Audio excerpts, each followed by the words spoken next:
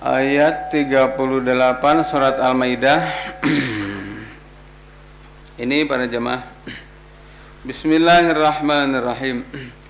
Qala Allah Ta'ala was-sariqu was-sariqatu faqta'u aydiyahuma jazaa'an bima kasaba nakalan minallah wallahu azizun hakim. Dan terhadap pencuri laki-laki dan pencuri perempuan, potonglah tangan mereka sebagai balasan dari perbuatan mereka, sebagai hukuman dari Allah. Dan Allah Maha Agung serta Maha Bijaksana. Sini para jemaah.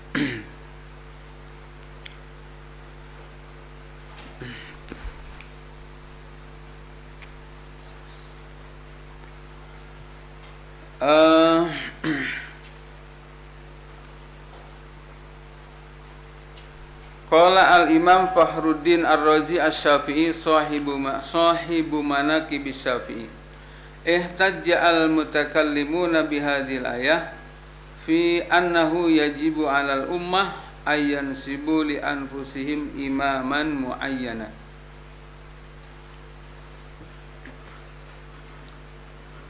Para mutakallimin itu mengomentari ayat ini, surat Al-Maidah ayat 38, bahwa menjadi kewajiban bagi umat untuk mengangkat imam yang muayyan. Kenapa?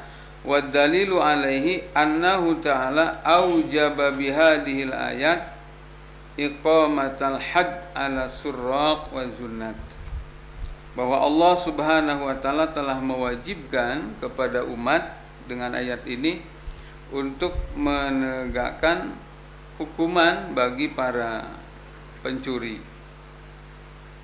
juga bagi para penjinah bahkan. Nah, fala budda min syakhsin yakunu mukhataban bihadzal khitab. Dengan adanya ayat ini, maka wajib ada orang yang secara khusus diseru dengan ayat ini. Wa ajma'atil ummatu ala annahu laisa liuhadar ra'iyah iqamatal hudud alal junnat. Para ulama telah sepakat bahwa menegakkan hudud bagi para pelaku jinayah, termasuk di dalamnya juga para pencuri dan seterusnya, tidak boleh dilakukan oleh individu rakyat. Bal ajma'u ala annahu la yajuz iqamatul hududi alal ahraril junnat illa lil imam. Jadi ditegakkannya hukum jinayah, termasuk kepada para pencuri dan seterusnya, itu diwajibkan kepada imam. Falamma kana hadza taklifu taklifan jaziman, maka ketika tuntutan ini adalah tuntutan wajib, wala yumkinu al-khuruju an uhdati hadza taklif illa inda wujudil imam, dan tidak mungkin keluar dari tuntutan yang wajib ini kecuali ketika adanya imam, maka wa ma la yata'atta al-wajib illa bih wa kana maqduran lil mukallaf fa huwa wajib. Satu kewajiban yang tidak akan bisa dilaksanakan kecuali dengan perkara lain, maka perkara lain itu menjadi wajib.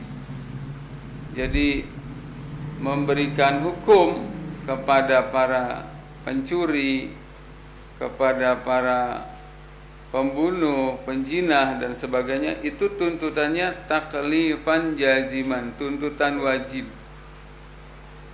Wajib. Bukan mubah sehingga boleh diganti dengan yang lain, tidak. Tapi Imam Fakhruddin mengatakan bahwa itu tidak boleh dilakukan oleh individu rakyat. Wajib dilakukan oleh imam. Imam yang dimaksud di sini adalah khalifah. Dengan demikian maka demi untuk melaksanakan seruan ayat ini, yang mana ayat ini tidak bisa ditunaikan tanpa adanya khalifah, tanpa adanya imam a'dham, maka mengangkat imam a'dham, mengangkat adanya khalifah menjadi wajib hukumnya.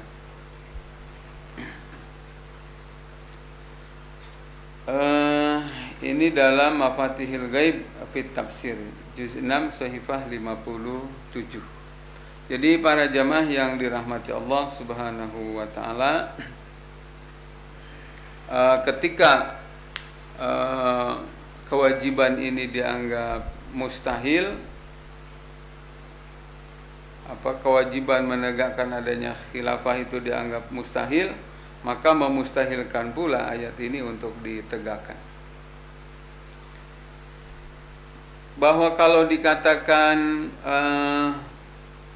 tidak mudah menegakkan khilafah itu, saya akui iya, tidak gampang.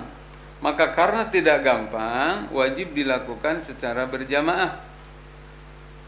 Karena kalau dilakukan berjamaah tidak akan jadi sulit. Gitu.